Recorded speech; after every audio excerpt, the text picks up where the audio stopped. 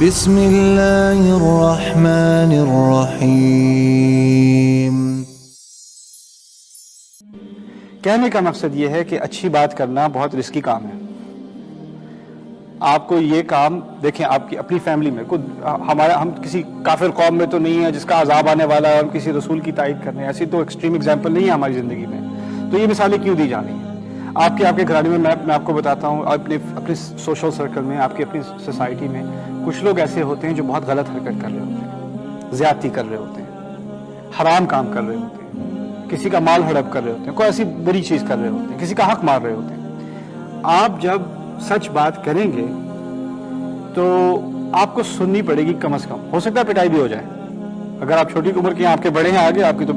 پٹائی ٹھکائی بھی ہو سکتی ہے، کم از کم سننے کو آپ کو ملے گا، کوئی کرٹیسزم ہوگا۔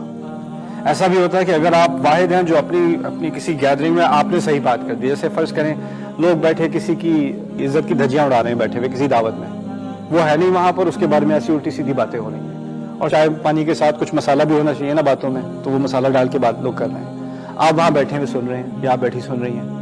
اور آپ کو فوراً ذہن میں خیال آیا قرآن نے کیا بات کی ہے اس کے بارے میں، جب لوگوں کے بارے میں بات ہو رہی ہو اور سنی سنائی باتیں آگے کی جا رہی ہوں، اور اگر وہ وہاں ہو تو بےزتی محسوس ہو اس بات سے، ما یکون لنا ان نتکلم بہذا، ہمارے لائق یہ نہیں ہے کہ ہم یہ باتیں کریں، سبحانک ھذا بہتان عظیم، یا اللہ ہم معافی مانگتے ہیں، تیری شان میں گستاخی کی ہے ہم نے یہ باتیں کر کے، یہ بہت بڑا الزام ہے۔ لولا اذ سمعتموہ ظن المؤمنون والمؤمنات بانفسہم خیرا، جب کوئی ایسی بات سنو کسی اور کے بارے میں تو تمہیں فوراً یہ خیال کیوں نہیں آیا کہ ہمیں اس کے بارے میں کوئی بہتر خیال کرنا چاہیے تھا، بہتر گمان کرنا چاہیے تھا۔ وقالوا ھذا افک مبین، اور کہنا چاہیے تھا کہ یہ تو جھوٹ ہے، یہ بات یہ سراسر جھوٹ ہے، میں ماننے کو تیار ہی نہیں ہوں۔ یعنی یہ حق ہے ایک مسلمان کا دوسرے مسلمان پر کہ اگر آپ اس کے بارے میں کوئی کہیں صحیح سنی بات سنیں تو آپ کا پہلا ری ایکشن ہونا چاہیے کہ یہ جھوٹ ہے، اور کہا کہ نہیں میں نے خود سنا ہے، بہت ریلائبل سورس، نہیں یہ جھوٹ ہے، قرآن نے کہہ دیا نا، قرآن نے مجھ سے کہا کہ اس کو جھوٹ کہوں تو میں جھوٹ ہی کہہ سکتا ہوں، میرے ایمان کا تقاضا ہے۔ دوسرا ایمان کا تقاضا کیا ہے؟ آپ اپنی آواز اونچی کر کے کہیں ہمیں اس بارے میں بات نہیں کرنی چاہیے، ما یکون لنا ان نتکلم بہذا، یہ ہمارے لیے غلط ہے۔ آپ اندازہ کریں، آپ کسی دعوت میں ہیں، سب کھانا کھا رہے ہیں، سب باتیں کر رہے ہیں، گپ شپ کر رہے ہیں، بیچ میں آپ آکورڈ ہو کے کھڑے ہو کے کہتے ہیں کہ نہیں ہمیں یہ بات نہیں کرنی چاہیے، ایک تو آپ کو دوبارہ انوائٹ نہیں کیا جائے گا، دوسرا جب آپ وہاں سے جائیں گے تو اگلی جو باری ہونی ہے نا، کس کی ہونی ہے؟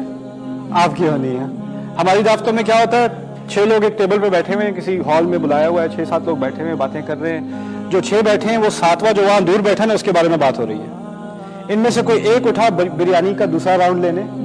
اب وہ جو 5 رہ گئے وہ اس چھٹے کے بارے میں بات کر رہے ہیں۔ یہ ہمارا کلچر بن چکا ہے۔ اس ماحول میں کسی کی بات ٹھیک کرنا ایک رسکی کام ہوتا ہے، میں کیوں اس مصیبت میں پڑوں، وہ جانے وہ لوگ جانے، میں نہیں، وہ کہتے رہتے ہیں، میں سنتا رہتا ہوں لیکن میں کچھ کہتا نہیں ہوں، میں کیا کروں، میں اس چکر میں پڑنا نہیں چاہتا۔